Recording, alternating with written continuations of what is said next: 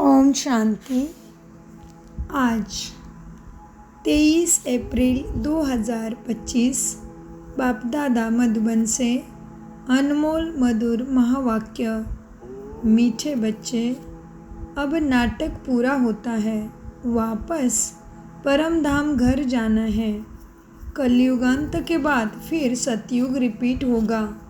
यह राज सभी को समझाओ। यह राज हमें कैसे समझाना है? कलयुग में ना हमारे अंदर से विकारों की कला काया ख़त्म करनी है हमें परमात्मा ज्ञान से, और हमें अभी दैवी गुण धारण करने। तो हमें सतयुग में सुख शांति वाली दुनिया में जन्म अवश्य प्राप्त होगा, और सुख की शांति की शुरुआत तो अभी संगम से ही होती है। बाबा कहते यही राज तुम्हें सबको समझाना है। प्रश्न, आत्मा पाठ बजाते बजाते थक गई है। मना जन्म मृत्यु का खेल खेलते शुरू किया था सतयुग से आत्मा ने, वो खेलते खेलते माना धरती पे आत्मा पार्ट बजाते बजाते थक गई है। थकावट का मुख्य कारण क्या है? उत्तर, बहुत भक्ति की, अनेक मंदिर बनाए, बहुत पैसा भी खर्च किया। धक्के खाते खाते सतोप्रधान आत्मा तमोप्रधान बन गई। तमोप्रधान होने के कारण ही दुखी हुई। जब किसी बात से कोई तंग होता है तब थकावट होती है। अभी बाप आए हैं सब थकावट मिटाने। ओम शांति।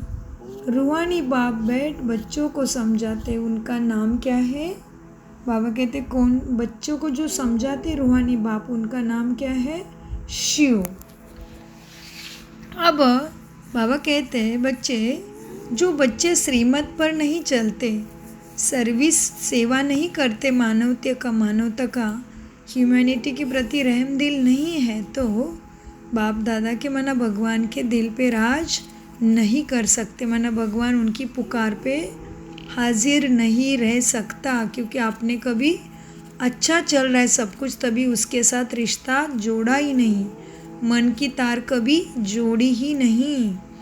तो बाबा कहते कोई तो बहुतों को आप समान बनाए और बाप के पास ले आते हैं, तो बाबा देखकर बहुत खुश होते हैं। अच्छा, मीठे मीठे से खिलते बच्चों प्रति माता पिता बाप दादा का याद प्यार और गुड मॉर्निंग। रूहानी बाप की रूहानी बच्चों को नमस्ते। हम रूहानी बच्चों की रूहानी बाप दादा को याद प्यार गुड मॉर्निंग।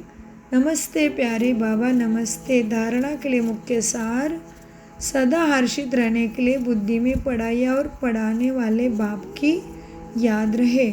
खाते पीते सब काम करते पढ़ाई पर पूरा ध्यान देना है।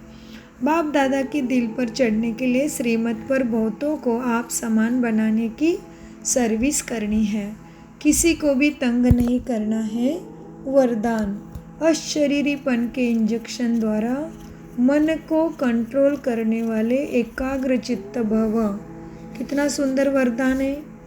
प्रथम अशरीरीपन क्या है वो हमें अच्छे से जानना पड़े, रोज के मुरली अभ्यास से और सहज राजयोगा मेडिटेशन के कोर्स में भी।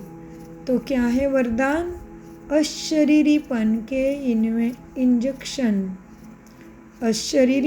इंजेक्शन द्वारा मन